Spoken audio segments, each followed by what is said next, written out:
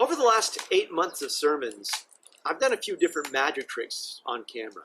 I've changed water into wine. I've made bottles of various kinds of libations appear out of thin air.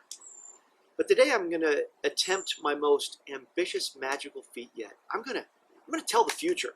You see, in order for me to do my part in getting these weekly services online by Saturday evening, I have to write my sermons on Thursday. And this week, that's a major problem because as I wrote this sermon, the United States was shaded under a cloud of unknowing. We didn't know what the outcome of the presidential election would be on Thursday morning, or maybe there would be no real answers by Saturday evening when this video goes up on YouTube. So I'm having to look into the future. And most people do this using tea leaves. Now, I didn't happen to have any black tea in the house, but I have found some success telling the future using residual cappuccino foam. So I'm using that method. So let me see. First I gotta finish my drink. And oh wow, Biden won. That's certainly the result that I was hoping for, and I know it will come as a relief to a lot of you watching this sermon as well. But wait, there's more.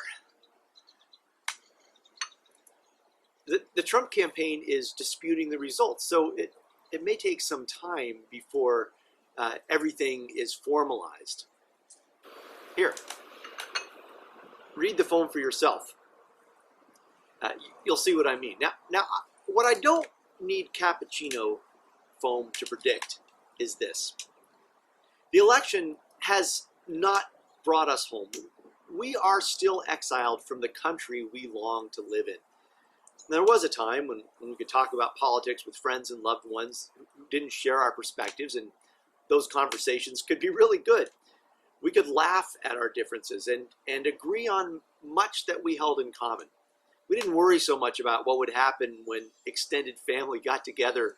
We didn't have to watch our words so much in the presence of strangers. There was a time when things didn't seem so fraught. There was a time when it felt like an election victory put an end to squabbles about presidential succession. There was a time when it felt like God's truth was marching on in the way of increasing rights for women, people of color, LGBTQ folk, immigrants, the poor. There was a time when we trusted the process, even when it took a while for the results to be known. I don't think anyone wants to be where we are this year. It feels very much like we've been exiled from the America of our dreams. And I'm willing to bet that a lot of people who didn't vote as I did feel the same way. We all long for the America that feels like home. And it's not just politics, it's also the ongoing and worsening pandemic. It's the economic uncertainty. It's so many things. We are living in a strange place. And that is why I asked Claire to read to us from the book of Jeremiah. This book was written for people living in exile in Babylon. The city of Jerusalem and the surrounding countryside was sacked by the Babylonian army, and the Babylonians took the Jewish societal elites and forced them to live in Babylon. Some of the elites also escaped and lived in Egypt as well. And either way, living as foreigners meant the exiled Judeans had to ask, where's my home? Is Babylon my home now, or am I still a resident of Judea? And what does it mean in terms of building a vibrant community?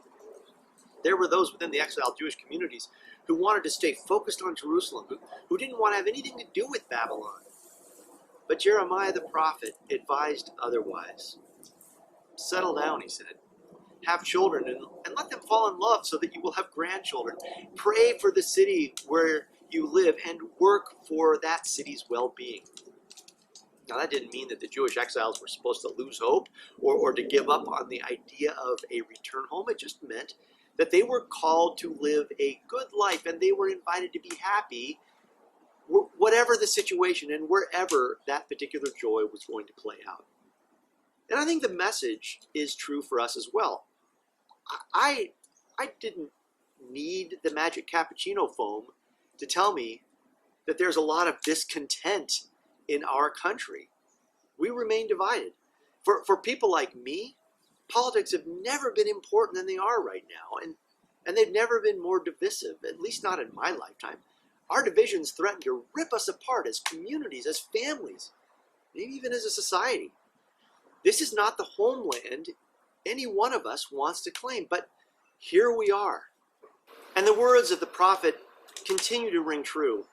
Settle down, live your life, and pray for the city that you now call home, this strange and unfamiliar place. Work to make it better.